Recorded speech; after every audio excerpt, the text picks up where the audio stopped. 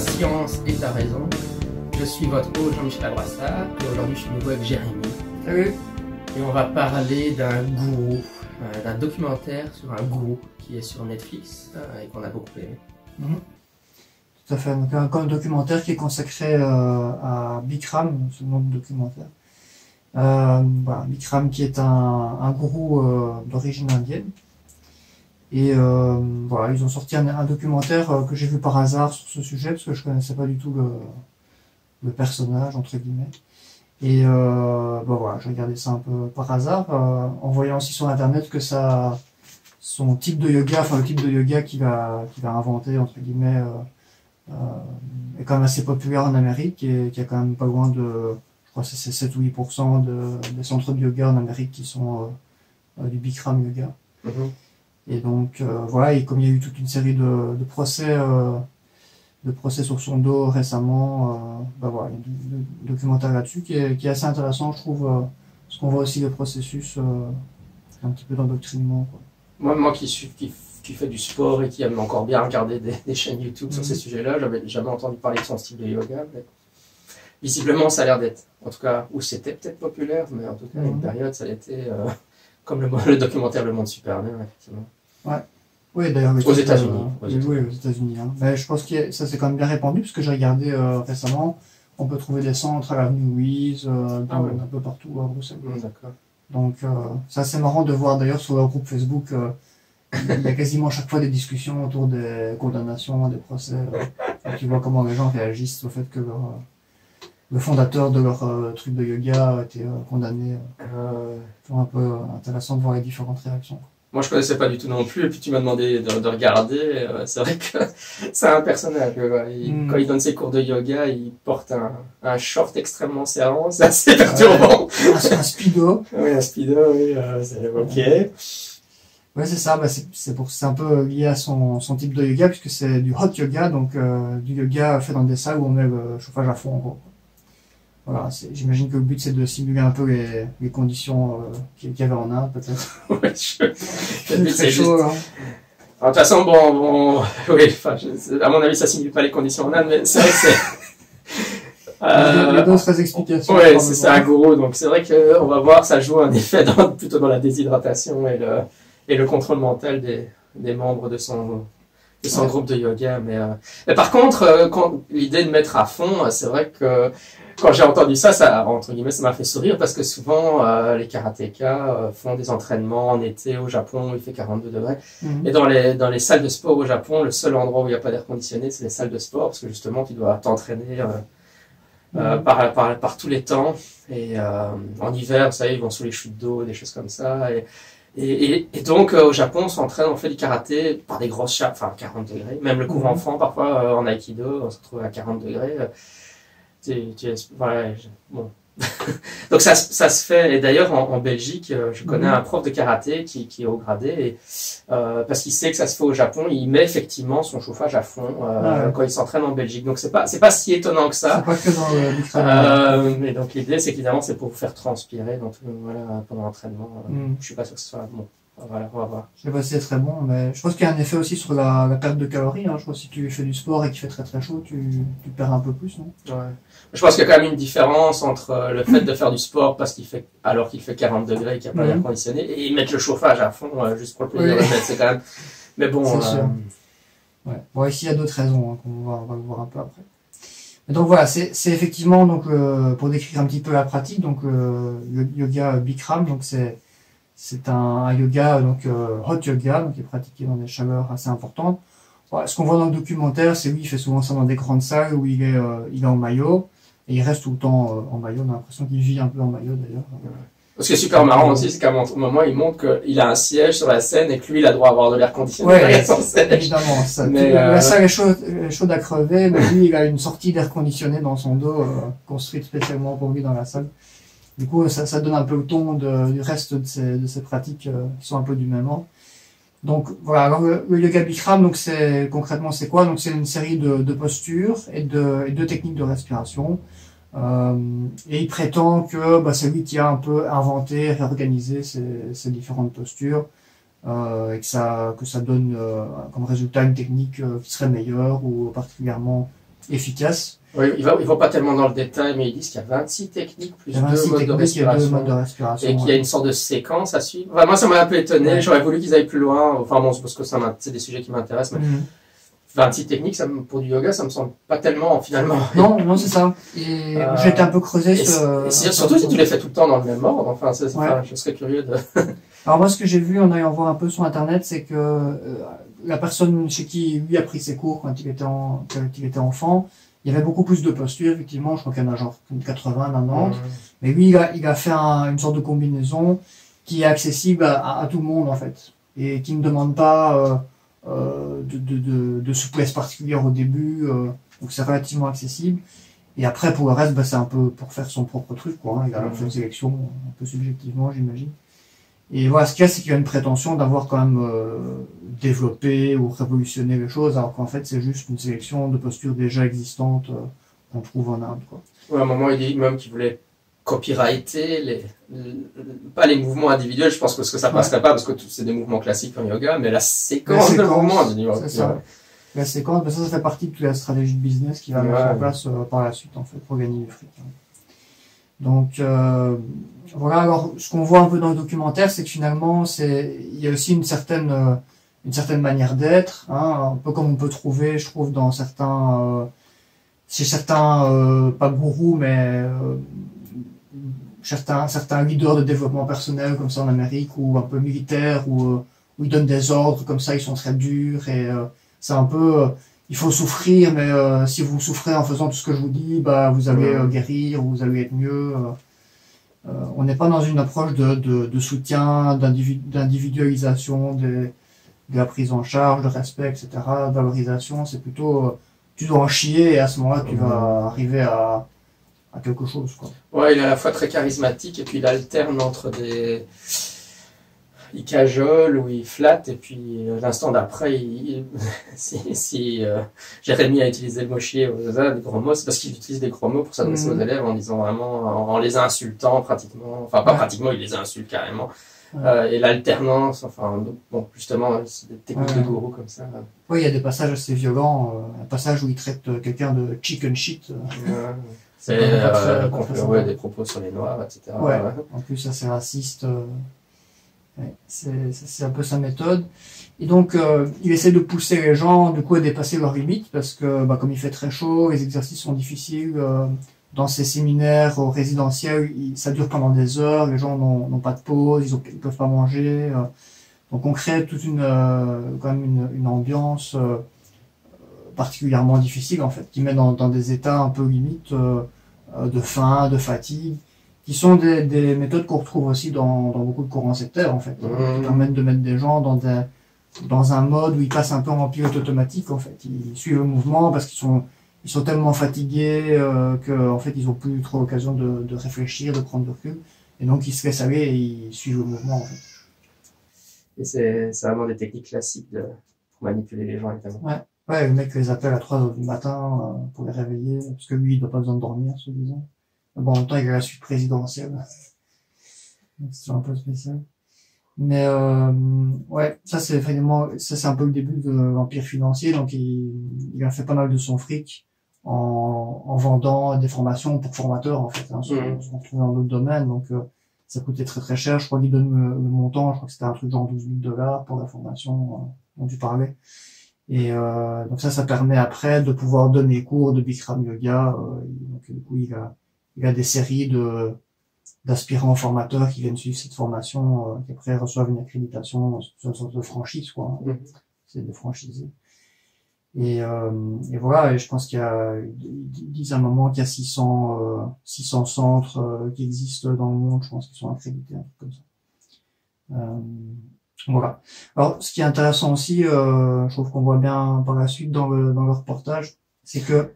C'est quand même, il y avait un truc qui m'étonnait avec ça, c'était que, et c'est là que, parfois, on se demande, c'est l'astuce, comment est-ce que les gens peuvent rentrer dans ce genre de système, ou, bon, moi, j'irais chez un prof de yoga, et le mec m'insulterait pendant le cours, je resterais pas très longtemps, mais on a l'impression pourquoi les gens, et c'est la même chose pour ce système de franchise, on se dit, la seule chose, c'est pour pouvoir appeler ça du nom du créateur du truc, mais ils pourraient ouvrir tous leur centre de yoga en l'appelant centre de yoga, en mettant un autre nom. Enfin, c'est quelque chose qu'on voit par exemple avec le jiu-jitsu brésilien. Bah, en fait, c'est Gracie Jiu-Jitsu, hein, donc jiu-jitsu de la famille Gracie. Bah, si on veut avoir le mot Gracie, il faut avoir suivi leur formation. Et donc, il faut être franchisé. Mais il y a plein de gens qui ouvrent des clubs de jiu-jitsu brésilien et comme ils ont changé le terme, c'est pas copyrighté. Et donc on se dit mais pourquoi ils s'obstinent? Qu'est-ce qui est si important d'avoir le nom de ce mec alors qu'il pourrait très bien ouvrir une classe de yoga sans avoir à passer par toutes ces souffrances? C'est parce qu'évidemment ils ont une sorte d'admiration très bizarre pour le gars. Mais... Ouais, on voit après, il y a un témoignage d'une des personnes après, une qui parle qui a subi un viol après, qui en parle. Elle dit que même quand ça s'est mal passé après dans son parcours, en fait, comme elle avait prévu de faire sa carrière avec ça, il fallait qu'elle termine la formation en fait.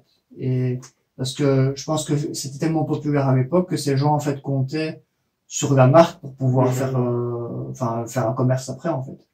Et donc du coup, en plus ils étaient pris effectivement dans la relation avec le maître qui restait qui gardait une sorte d'admiration comme ça, même malgré les critiques qu'ils avaient à faire sur lui, quoi. Donc voilà, je pense que c'était, je sais pas si c'est dans le reportage qu'on me dit ou si j'ai vu ça ailleurs, mais il y a pas mal de personnes aussi qui sont arrivées là parce qu'elles étaient pas bien, quoi. Enfin, c'est comme pour les sectes, hein, parce qu'elles avaient des problèmes dans leur vie, qu'elles savaient pas quoi faire de leur vie, qu'elles cherchaient leur voie professionnellement. Enfin, voilà, plein de choses qui font qu'une fois que t'es rentré dans l'engrenage, quitter, c'est un peu perdre tout ce que tu as investi en fait. Et au plus tu t'investis dans la secte ou dans le mouvement, au plus ça devient difficile de tout laisser tomber parce que ça coûte cher en fait. Tu dois tout recommencer à zéro, quoi. Ouais. À la fois je comprends l'argument et en même temps, par exemple, près de chez moi, il y a un club de jiu-jitsu brésilien où je vais de temps en temps. Je râle pas parce que le prof n'a pas la franchise Gracie Jiu-Jitsu. Bon, s'il l'avait, ça serait plus cool, mais qu'est-ce que ça, enfin bon, c'est le prof qui compte finalement. D'avoir le logo ou le nom. En gros, je comprends l'argument que tu me dis parce que je pense que c'est ce que les gens ont en tête, mais en gros, on se dit ça devrait être le yoga qui est populaire. Pourquoi ce type de yoga là particulièrement? Si c'est juste le principe de mettre le chauffage à fond, ils peuvent le faire sans avoir besoin de... parfois on se dit ils ont bien réfléchi vraiment au problème. C'est le rapport au maître aussi qui s'est noué et qui les a un peu englués dans un truc où ils savaient plus prendre de recul. De toute façon, c'est le genre de réflexion qu'on peut avoir vis-à-vis de toutes les sectes. On se dit toujours, mais pourquoi est-ce que les gens, pourquoi est-ce qu'ils restent là et qu'ils acceptent d'être traités de la sorte? Oui, c'est ça. Et moi, j'ai vu sur les groupes Facebook, par exemple, de Bikram Yoga, il y a un peu de tout comme réaction à ces faits. Il y a encore des gens qui disent, qui sont dans le déni, quoi, qui disent, mais non, on a fait ça pour avoir du pognon, c'était un type génial. Ce qu'il y a dans chaque fois qu'il y a un scandale de ce type, il y a toujours des gens pour dire ça, en fait, donc c'est bien. Donc ça montre que ça coûte cher de changer ta vision du maître, en fait. Voilà. Donc, il y a des gens qui du coup ne le font pas, en fait, préfèrent rentrer dans le déni. C'est clair. Ce qui est assez dommageable, effectivement, notamment pour les victimes, quand il y a des victimes, bien sûr. Alors, ce qui est intéressant aussi, je trouve, c'est qu'après, on détaille un petit peu toutes ces prétentions, parce que non seulement pour son yoga, il y a des prétentions très thérapeutiques, puisqu'il prétend dans certaines vidéos que ça guérit en gros un peu tous les malaises du monde. Donc ça, c'est un peu au bord de la pratique illégale de la médecine. Mais il y a aussi toute son histoire. En fait, on voit bien il s'est inventé une sorte de mythologie avec plein de petites histoires. En très résumé, son histoire, celle qu'il raconte en tout cas, c'est que il a appris le yoga en Inde et que très vite il a gagné plein de championnats. Il a été plusieurs fois médaillé d'un championnat national de yoga. Qu'après ça, il a fait du culturisme aussi, mais il s'est blessé à une jambe et on pensait qu'il allait pouvoir marcher, un truc comme ça. Et après ça, grâce au yoga, il a pu guérir et retrouver toutes ses facultés au niveau de sa jambe. Et puis Nixon, après, le président Nixon, il l'a fait venir en Amérique par avion pour qu'il vienne lui donner des cours parce que Nixon avait à l'époque un problème de phlébite à une jambe et que c'est Bikram qui l'a aidé à guérir sa jambe. Voilà, ça c'est quelques trucs qu'il raconte. Il y en a d'autres. Et il dit aussi qu'il a collaboré avec la NASA, avec le pape, avec plein d'autres célébrités. Et ce qui est marrant, c'est que pendant ces procès, et puis il y a d'autres travaux aussi qui ont investigué ces affirmations, et en fin de compte, on se rend compte que il y a quand même pas mal de trucs faux, en fait. Par exemple, pour Nixon, quand il y a eu le procès de Bikram, donc qui est un procès en fait pour plusieurs questions d'abus sexuels, mais aussi pour des détournements d'argent, escroquerie. En fait, ils ont fait des enquêtes, et par exemple, pour Nixon, l'administration a la totalité de l'emploi du temps de Nixon pendant tout son mandat, minute par minute, et ils ont dit qu'il n'y avait aucune trace, ni d'avoir fait venir ce type en avion, ni d'avoir fait des séances avec lui, ni quoi que ce soit, quoi. Pareil pour la NASA, et s'il y a des spécialistes de l'histoire du yoga aussi qui ont dit que c'est impossible qu'il gagne plusieurs fois d'affilée des championnats nationaux de yoga en Inde, parce qu'il n'y en avait pas à cette époque-là, ça n'existait pas, et qu'en plus on n'a aucune trace de ça nulle part. Pareil pour sa blessure. Aussi, ce qu'une personne disait, c'est que c'est pas possible qu'en même temps qu'il faisait des championnats de culturisme, qu'il ait en même temps fait le yoga, parce que c'est des trucs qui sont un peu qui vont pas forcément ensemble. Développer une énorme musculature et en même temps une énorme souplesse pour le posture de yoga, c'est un peu bizarre. Bref, toute son histoire a l'air d'être fortement romancée. Et bah ça va assez bien avec le personnage finalement, hein, parce que c'est vraiment on voit que c'est un gros baratineur. Et voilà, donc ce qui s'est passé donc après les procès, il y a eu plusieurs procès pour des questions d'abus sexuels. Et il y a eu un procès de son ancien avocat aussi, une avocate qui a travaillé 2 ans pour lui et puis qui s'est rendu compte de pas mal de dérives et qui, notamment des questions d'homophobie, de racisme, et qui lui a fait un procès, qui a gagné son procès. Elle a eu 7 millions de dollars en dommages, intérêts. Et à ce moment-là, le type s'est barré d'Amérique et il est plus jamais revenu, en fait. Donc il s'est expatrié pour fuir la justice.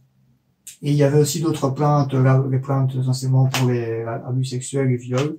On a plusieurs personnes dont vous pouvez trouver les vidéos sur YouTube facilement, hein, qui racontent un peu comment ça s'est passé, qui sont un peu des déroulements typiques, je trouve, pour ce genre d'abus sexuels dans des mouvements. Ouais, moi je dirais quand même, si vous êtes sensible sur le sujet, le documentaire, vu qu'il y a beaucoup de témoignages assez détaillés de scènes de viol, méfiez-vous quand même avant d'appuyer sur play. Et l'autre chose, c'est que j'étais quand même parce que au début, quand j'ai commencé à regarder le documentaire, je me dis, on est un peu dans une atmosphère comme chez les Raéliens, parce que évidemment, ils sont tous, comme il fait très chaud, ils sont tous en petite tenue, et alors ils disent eux-mêmes que il y a des témoignages que c'est très sexuel dans le sens où forcément avec le manque d'hydratation et ce qu'on a déjà décrit avant, au bout de quelques semaines, voilà, il y a beaucoup de gens qui couchent ensemble. Et je me dis on va avoir quelque chose un peu comme chez les Raéliens où ça fait partie de l'attrait finalement, où c'est consensuel. Mais dans les témoignages de viol finalement, tu dis oui, ça correspond, mais j'étais étonné par la quantité de résistance en fait que des filles qui témoignaient, à quel point elles avaient dit non, elles disaient pas oui parce que c'était le gourou, et comme ça. Il y avait vraiment des scènes elle décrivait vraiment des scènes où elle résistait beaucoup au viol finalement. Ouais, c'est plus caché, c'est pas quelque chose qui était mis en avant publiquement. C'était plutôt lors des séminaires ou les soirées. Il faisait venir les gens dans sa loge et c'est à ce moment-là qu'il leur sautait un peu dessus brutalement en fait. Oui, et puis c'était pas du tout consensuel. Enfin, c'était clair pour elle que c'était un viol. Simplement, ce qu'il y avait, c'est qu'elle le disait pas parce que raison professionnelle ou elle n'osait pas le dire par peur d'être rejetée de la communauté. Mais il y en a. Au départ, avant de regarder, au début du documentaire, je me dis oui, mais elles ont peut-être eu comme réaction au départ de pas se rendre compte que c'était des abus. Bon là, c'était clairement des abus dès le départ. Oui, et ce qui est particulièrement choquant, je trouve, dans un des témoignages, c'est que une des personnes qui a porté plainte pour viol, elle est invitée à venir loger chez lui, parce que c'est une future prof de yoga, et donc elle va loger chez lui, mais avec sa femme et ses enfants, en fait. Et c'est dans le salon, quand sa femme est en train de dormir, que il lui saute brutalement dessus, qu'il la force, même alors qu'elle n'est pas d'accord, et elle le vit effectivement comme un viol, et elle dit elle-même dans ce témoignage qu'après, elle l'embrasse et elle lui dit bonne nuit, quelque chose comme ça, tellement elle est un peu sous le choc et qu'elle est encore un peu dans l'emprise comme ça de Ouais, puis elle a du peur, boulot, quoi. Elle a peur. elle a peur, elle dit qu'elle remonte dans sa chambre et elle s'enferme parce qu'elle a peur qu'il revienne. Ouais. Oui, c'est ça, c'est ça. Et on voit après dans d'autres témoignages, mais qui sont, je pense pas dans le documentaire, qu'en fait la femme de Bikram était tout à fait au courant de ses agissements et qu'elle disait aux personnes de passer un peu au-dessus, en gros, quoi. Bon, ce qu'on entend souvent. Donc elle était complice finalement de ça, comme elle a été complice après de faire un faux divorce pour pas qu'il perde son argent, il était riche à crever et après il s'est déclaré en faillite. Il a donné tout l'argent à sa femme juste avant qu'elle divorce, pour pouvoir échapper un peu à la justice. Voilà, c'est vrai que c'est toujours un peu, toujours étonnant, je trouve, de voir les gens qui disent après coup, qui expliquent qu'ils n'ont pas réussi à s'enfuir ou à quitter le mouvement, malgré qu'ils se rendaient compte directement de l'abus, du viol. Ça montre à quel point l'emprise peut être forte, quoi, même quand les gens ont conscience de ce qui se passe. Oui, et puis ils interviewent aussi des hommes qui sont des amis de ces femmes et elles viennent leur dire ce qui s'est passé et ils ont déjà entendu d'autres femmes rapporter le genre de même chose et ils réagissent comme, enfin, ils font rien, quoi. Ouais, c'est ça, ils font rien. C'est assez, enfin, c'est vrai que c'est toujours les histoires de secte, on a du mal à comprendre comment c'est possible psychologiquement. Voilà, donc Bikram, donc maintenant, il a quand même perdu une partie importante de sa popularité. Il est toujours visé par le procès puisqu'il a fui la justice. Mais comme il n'est pas revenu en Amérique depuis, voilà, il reste un peu super âgé. Je pense qu'il a 73 ans, comme ça maintenant.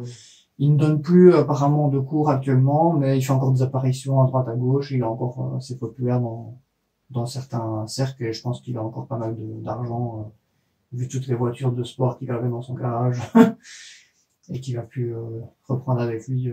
Je pense qu'il doit bien s'en sortir finalement, quoi. Comme souvent pour ce genre de gourou, hein.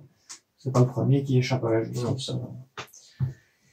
Mais voilà. Ouais, mais en tout cas, je crois que le truc à retenir, c'est justement ça. C'est, enfin, une des choses qui est particulièrement frappante, c'est évidemment ces stages où ils peuvent pas sortir de l'hôtel, où on les empêche de dormir, ils n'ont pas le droit de boire pendant le cours, il fait mourant le chaud, et donc ils sont en manque de sommeil, enfin, c'est vraiment, ouais. Enfin, là, on peut comprendre que tu sois pas en état de prendre les décisions que tu devrais, mais on se dit, mais oui, enfin, c'est parce il rêvait de devenir prof de yoga, oui, mais on se dit, mais comment, le premier jour, quoi, il faudrait que si jamais vous allez dans ce genre de stage et qu'on vous empêche de dormir et de manger et de boire et de, sortez et partez, c'est des, ou que le prof de votre truc de sport, il est en slip pendant tout le stage. Ça pose aussi des questions quand même, quoi. Il y a des photos particulièrement malaisantes sur Internet, où on voit avec des jeunes filles, voire des enfants, c'est parfois... Parce que bon, je disais, s'entraîner par 40 degrés au Japon, je peux vous dire quand même que quand je faisais ça, mon prof d'aïkido, il venait avec des caisses de boissons qu'on donnait à tout le monde, il des ceintures noires surveillées, dès qu'il voyait qu'il avait l'impression que t'allais tomber dans les pommes, t'allais sur le côté, on te donnait de l'eau, il y a quand même, c'était quand même pas ce que je voyais c'est quand même pas ce que je voyais dans ce documentaire-là. Moi, j'étais vraiment, je me dis, mais enfin, c'est, oui, il y a vraiment une volonté de mettre les gens dans leur limite. C'est quasiment de la torture. C'est un peu une bonne torture. D'ailleurs, il le dit au tout début, hein, quand il commence son cours, il y a un moment où on le voit et il dit, vous allez mourir pendant mon cours, un truc comme ça. C'est vraiment volontaire. Et moi, je pense que aussi un des bons conseils qu'on peut donner aux gens, c'est pour ce genre de pratiques comme le yoga ou les arts martiaux, etc., c'est de toujours faire du cross-training. N'ayez pas un seul prof. Hein. Si ces gens avaient été chez un autre prof de yoga et l'autre prof de yoga leur a dit mais c'est quoi ce bazar? Moi je peux t'apprendre le yoga et je te demanderai pas. Aller voir. En fait le cross-training c'est toujours une manière de voir ce que d'autres profs racontent sur la même discipline ou sur une discipline proche et voir comment cette personne-là. Et donc le fait d'être confronté à des avis différents c'est toujours une façon de remettre en place ce que dit votre professeur principal, de mettre une certaine perspective sur ce qu'il dit. Eh ben très bien. Voilà, Voilà. on peut rappeler que le documentaire est sur Netflix pour ceux qui voir sur voudraient Netflix, aller, ouais. pour ceux qui voudraient aller. Et c'était comment Bakri, comment il s'appelait encore? C'était Bikram. Bikram. Bikram. Bikram. Voilà. Et bon, on trouve facilement des infos, hein. Il y a une page Wikipédia aussi qui résume un peu les détails de l'enquête, les condamnations, etc. Voilà. Très bien. À une prochaine fois, du coup. Ouais, c'était Scepticisme scientifique, le balado de la science et de la raison. On se retrouve bientôt pour un prochain épisode. Salut.